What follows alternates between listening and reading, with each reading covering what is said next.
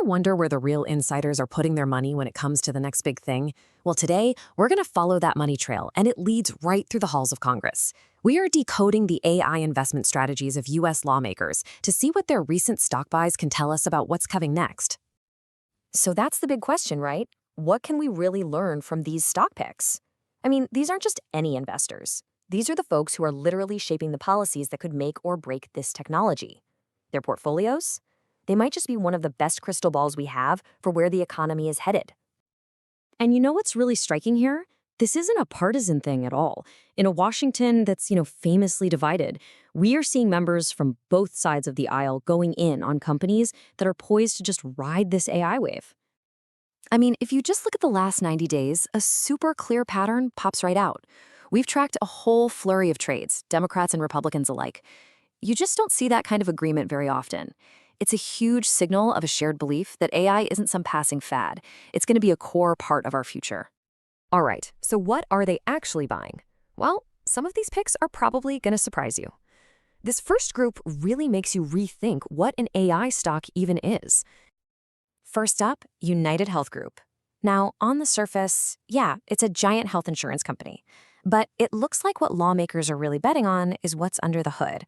They see a data-driven health tech company that's using AI to get a massive leg up on the competition. So how exactly does that work? Well, think about it. Healthcare is all about data. It's a gold mine of information. And UnitedHealth is using AI to sort through all of it. Patient records, claims, you name it. This lets them manage their costs way better, pump up their insurance margins, and in the end, make customers happier. It is all about finding efficiency on a gigantic scale. And this is not just a one-off purchase. We're talking 9 separate trades in just the last 90 days. Lawmakers are consistently buying the dip on this one. What does that tell you? It suggests a really strong belief that AI is the key to solving the exact cost pressures that have been holding the stock back. Okay, this next one is just as fascinating. JP Chase. They are not being subtle about this at all. They've come right out and said their goal is to become the leading AI-powered bank. That's not a side hustle for them. That is their core strategy. And just like with healthcare, banking is all about numbers and making things run smoothly. So what JP Morgan is doing is weaving AI into their entire system. They're using it to slash internal costs, streamline how they operate, and deliver better results for their customers. This is a fundamental change in how a financial titan does business. Okay, so lawmakers are definitely finding AI in some unexpected places, but they're also making some pretty big bets on the companies you'd probably expect, the tech giants who are directly building the nuts and bolts of the AI revolution. Think about Uber for a second. It's almost like it has 2 personalities, right? You've got the legacy Uber, the ride-sharing app we all know. But then there's this emerging Uber, an AI-first tech company that's building the entire platform for self-driving cars and robotaxis. And that's the key. The bet here isn't just on more people hailing rides. Lawmakers see Uber's prime position as the central hub that's going to connect us to whatever comes next. Automated vehicles, maybe even those air taxis people talk about. They're investing in the future of how we get around. But of course, none of this AI magic happens without some serious, raw computing power. And that brings us to AMD, Advanced Micro Devices. They're a massive player in the data center boom, making the high-powered chips that are the absolute backbone for training and running all these AI models. And this is where the timing gets really interesting.